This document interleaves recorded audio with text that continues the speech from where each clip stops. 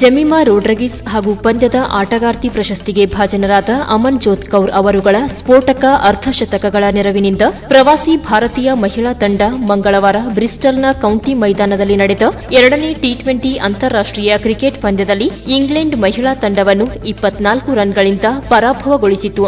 ಈ ಗೆಲುವಿನೊಂದಿಗೆ ಭಾರತೀಯ ಮಹಿಳಾ ತಂಡ 5 ಪಂದ್ಯಗಳ ಸರಣಿಯಲ್ಲಿ 2-0 ಮುನ್ನಡೆ ಸಾಧಿಸಿತು.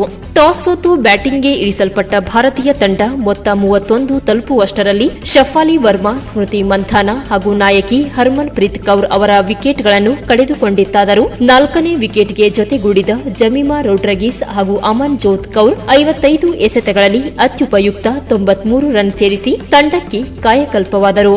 ಜೆಮಿಮಾ ರೋಡ್ರಿಗೀಸ್ 41 ಎಸೆತಗಳಲ್ಲಿ 9 ಬೌಂಡರಿ ಹಾಗೂ 1 ಸಿಕ್ಸರ್ ಇದ್ದ 63 ರನ್ ಸಿಡಿಸಿದರೆ ಅಮನ್ಜೋತ್ ಕೌರ್ 40 ಎಸೆತಗಳಲ್ಲಿ 9 ಬೌಂಡರಿಗಳಿದ್ದ 63 ರನ್ ಹಣಿದು ಅಜೇಯರಾಗುಳಿದರು. ಜೆಮಿಮಾ ರೋಡ್ರಿಗೀಸ್ 124 ಸ್ಕೋರಿನಲ್ಲಿ ಲೌರೆನ್ ಬೆಲ್ಗೆ ವಿಕೆಟ್ ಒಪ್ಪಿಸಿ ಹೊರನಡೆದ ನಂತರ ಮೈದಾನಕ್ಕಿಳಿದ wicket keeper batter Richa Ghosh ಸಹ ಬಿರುಸಿನ ಹೊಡೆತಗಳ ಆಟವಾಡಿ 20 ಎಸೆತಗಳಲ್ಲಿ 6 ಬೌಂಡರಿಗಳಿದ್ದ 32 ರನ್ ಬಾರಿಸಿ ಔಟಾಗದೆ ಉಳಿದರು.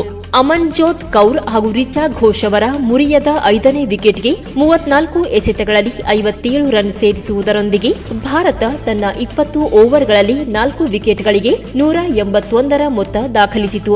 ಇಂಗ್ಲೆಂಡ್ ಪರ 17 ರನ್ಗಳನ್ನಿತ್ತು 2 ವಿಕೆಟ್ ಪಡೆದ ಲೌರೆನ್ ಬೆಲ್ ಅತ್ಯಂತ ಯಶಸ್ವಿ ಬೌಲರ್ ಎನಿಸಿದರೆ ಲೌರೆನ್ ಫೈಲರ್ ಹಾಗೂ ಆರ್ಲಾಟ್ ತಲಾ ಒಂದೊಂದು ವಿಕೆಟ್ ಪಡೆದರು. ಉತ್ತರವಾಗಿ ಇಂಗ್ಲೆಂಡ್ ಮಹಿಳಾ ತಂಡ 20 ಓವರ್ಗಳಲ್ಲಿ 7 ವಿಕೆಟ್ಗಳನ್ನು ಕಳೆದುಕೊಂಡು 157ರ ಮೊತ್ತ ತಲುಪುವಲ್ಲಿ ಮಾತ್ರ ಯಶ ಕಂಡಿತು. 4ನೇ ಕ್ರಮಾಂಕದಲ್ಲಿ ಬ್ಯಾಟ್ ಮಾಡಿದ ಟೆಮಿ ಬ್ಯೂಮೌಂಟ್ 35 ಎಸೆತಗಳಲ್ಲಿ 8 ಬೌಂಡರಿ ಹಾಗೂ 1 ಸಿಕ್ಸರ್ ಇದ್ದ 54 ರನ್ ಬಾರಿಸಿ ದಿಟ್ಟ ಪ್ರತಿರೋಧ ಒಡ್ಡಿದರೆ ಸೋಫಿ ಎಕ್ಲೆಸ್ಟೋನ್ 35 ಹಾಗೂ ವಿಕೆಟ್ ಕೀಪರ್ ಎಮಿ ಜೋನ್ಸ್ 32 ರನ್ಗಳ ಕೊಡುಗೆ ಇತ್ತರು.